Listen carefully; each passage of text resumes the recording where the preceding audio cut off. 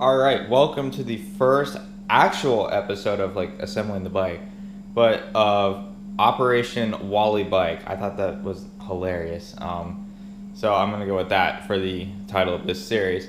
I'm gonna be putting the motor on it step by step because some people have been asking for that, but everything's inside, so I'm gonna bring it out as I'm doing it, so there's not this whole pile of crap.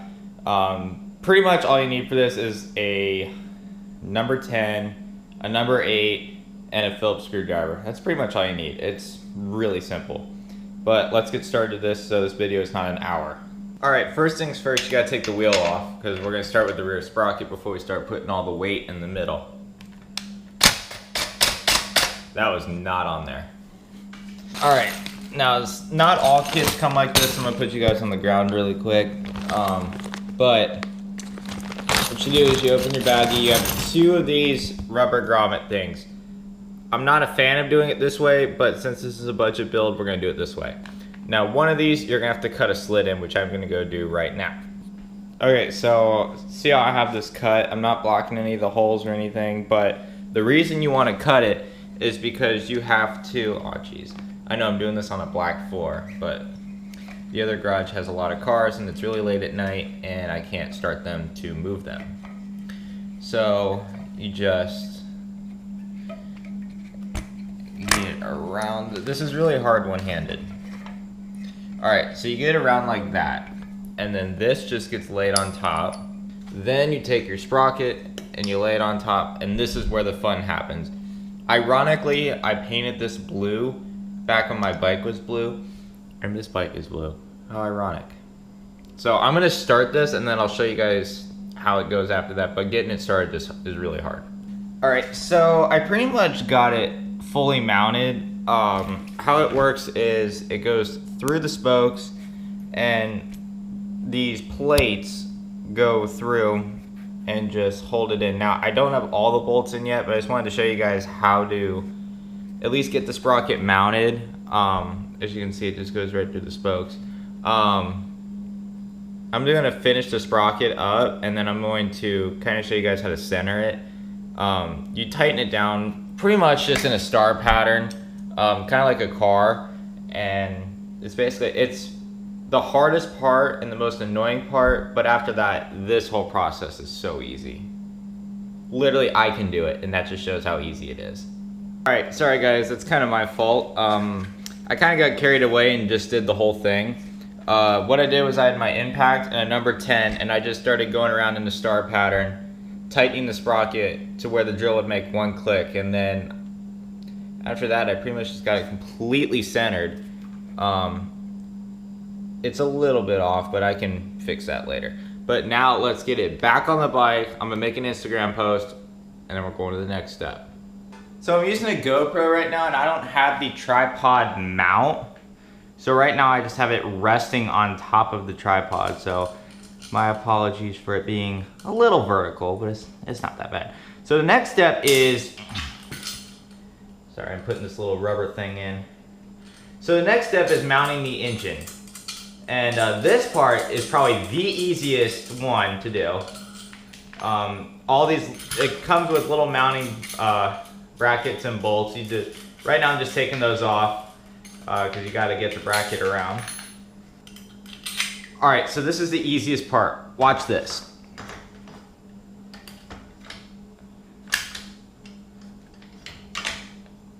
Installed. Okay, so I ran into a few fitment issues. I got those resolved. Now it's time to hook up the clutch because you need that to start going. So I'm gonna go get the clutch cable, the clutch arm, and I have to take this off, even though you don't need these anymore. But that, I believe, is just a screwdriver. So I'll be right back. All right, now this bike doesn't have grips, but if your bike has grips, you're gonna want to remove them. So take like a razor knife or something and cut them off. Luckily, these just twist off. Sometimes it does take a little bit of force, but it'll slide right on. All right, now that I got that on, take your number 5 Allen key, just stick that right up top, and just tighten it down. And you're good. Installed. All right, next thing, since we put the clutch lever on, you're going to need to have the clutch cable. Now, I have learned this from a few different people, but if you spray WD-40 down the cable housing, it helps a lot with lubrication of the cable, and it actually works. I didn't believe them at first, but I will vouch for them. That does work. I will admit these cables are not the greatest, so if you do plan on upgrading, just get like an old brake cable. I've had the best luck with those. Let's set it to the lowest setting. All right, now for the springs. You have the big spring and you have the little spring. The big spring goes on first. So what you do is you just put it around through the cable and onto the housing. That's literally, it's basically just a heat shield. But you feed the cable through the guide, put your heat shielding up to it because this area does get very hot. And then you feed the little spring through the cable. Let me move the camera for you guys. Through the cable, and then you undo the little arm screw. I need to go get my screwdriver. So you take this little lock screw off, which they did really tight for some reason. All right, perfect. And then you just get it taut. Now the main fine tuning is when the chain is hooked up, but for now, this is gonna be good. Now I'm gonna pretty this up with zip ties later. This is just getting it where I can at least start it. After that, I'll pretty it all up later. All right, so here's your kill switch right here. What you're gonna do is you're going to feed the throttle cable up from the bottom, and then you're just gonna thread the long part in.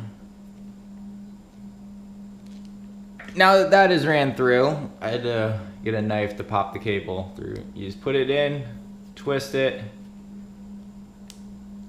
and it just sits right in, just like that. See? Vroom, vroom. All right, now in this, what you're really supposed to do is drill, I don't know what size hole, but you're supposed to drill a hole in your handlebars, and that kind of keeps it from twisting, you know, like going crazy and twisting. Well, I don't like that. I was never a fan of that. I've actually never done that method. So what I do is I just take a pair of needle nose pliers, pull that little pin out, and then I can just torque down on them. And I've never had an issue of, you know, like anything coming loose or whatever. So, and this is where it starts getting a little tricky. It's not that bad. Well, let me get my tripod over here so you guys have something to sit on. So you're not sitting on the floor like peasants. All right, so you have your top, you have your spring, you have this little C-clip, and then you have the C-clip too, and a lot of people don't understand this. This clip right here on that is how you adjust your air-fuel mixture. I'm not gonna touch it for now just because this engine is stock and I don't wanna do anything to it. So I'm gonna leave it at the stock setting. I may change it later, I'm not sure. I'm gonna see how the engine runs. So what you do first is you take your cable, you put the top through it, and then take your spring, put that through. Then you have to put the C-clip. This is the hard part. You put your C-clip in here, but the line in it needs to match up so the cable can pass through it, because it kind of helps hold the cable in. Bada bing, there we go. So that's how this goes, and then there's a little jet in the bottom of the carburetor, and then there's a slide, there's like a little pin, and this slot in there just slides in, and then you just screw it on. Make sure you don't cross thread it though. See, and you just screw it in. And then give it a couple tugs to make sure you hooked it up right. Man, this throttle's really light. Now that you're done with your carburetor, you are ready to mount it to the bike.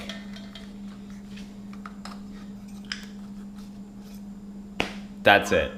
That's literally all it is. All right, now that I got my number 8, stick that baby on, and then you're just going to start tightening.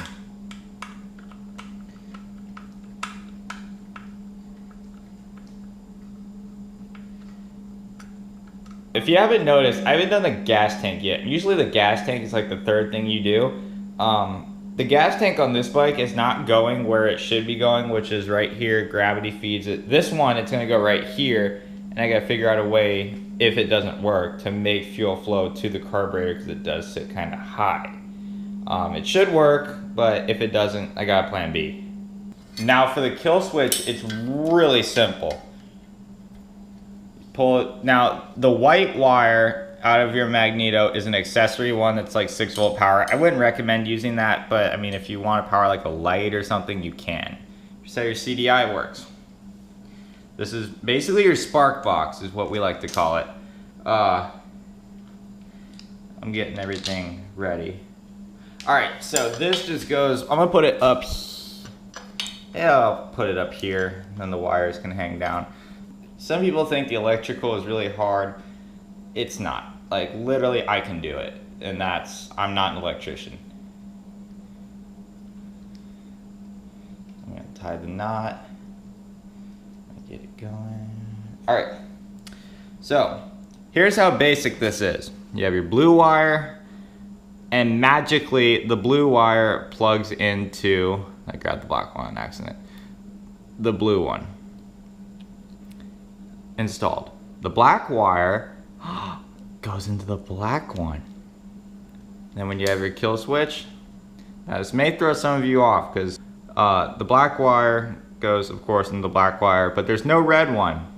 Red goes to blue because they're friends.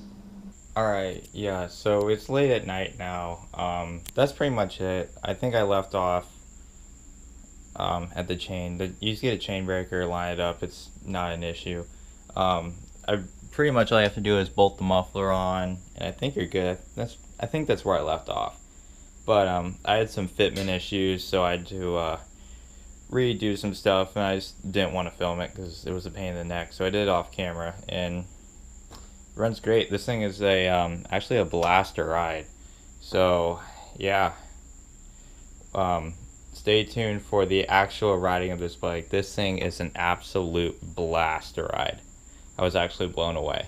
So, talk to you guys in the next one.